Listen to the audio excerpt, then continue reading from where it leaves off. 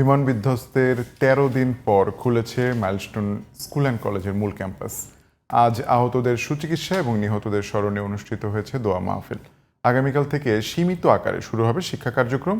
শিক্ষার স্বাভাবিক পরিবেশ ফেরাতে আরও কিছুটা সময় লাগবে বলে জানিয়েছেন অধ্যক্ষ মোহাম্মদ জিয়াউল আলম।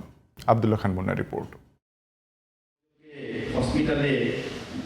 ২১ জুলাই যুদ্ধবিমান বিধ্বস্তের পর থেকে বন্ধ ছিল দিয়াবাড়িতে মাইলস্টোন স্কুল অ্যান্ড কলেজের মূল ক্যাম্পাসের শিক্ষা কার্যক্রম।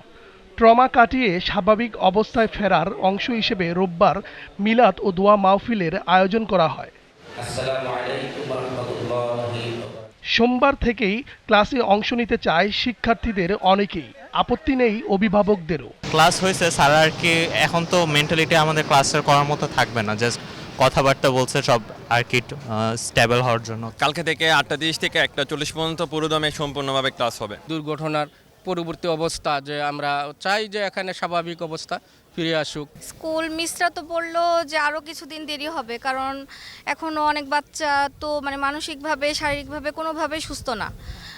আমার বাচ্চা আহত হয়নি, ও দেখেছে, ও জন্য ও এখনও স্বাভাবিক হইতে পারছে না। শিক্ষার স্বাভাবিক পরিবেশ ফিরিয়ে আনতে সবার সহযোগিতা চেয়েছেন মাইলস্টোন কর্তৃপক্ষ। আমরা এই দুর্ঘটনা থেকে যাতে আমরা স্বাভাবিক শিক্ষা কার্যক্রমে ফিরে আসতে পারি, সবাই সহযোগিতা করলে ইনশাল্লাহ আমরা স্বাভাবিক হতে পারবো না, বাট স্বাভাবিক হওয়ার জন্য আমাদেরকে চেষ্টা যাতে আমরা থাকি, আমরা স্লোলি যাতে আমাদের এই দুঃখ কষ্ট থেকে আমরা বের হয়ে আসতে পারি। জীবন চলমান, থেমে থাকে না। তোমার জীবন তোমার জীবন, যে চলে গেছে সে চলে গেছে, কিন্তু তোমাকে তো বেঁচে থাকতে হবে।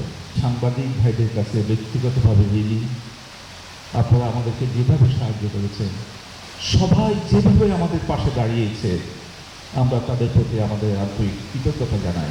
শিক্ষার্থীদের ট্রমা কাটাতে কাউন্সিলিং অব্যাহত থাকবে বলে জানিয়েছে বিমান বাহিনী। আবদুল্লাহ খান মুন্না, জিটিভি নিউজ, ঢাকা।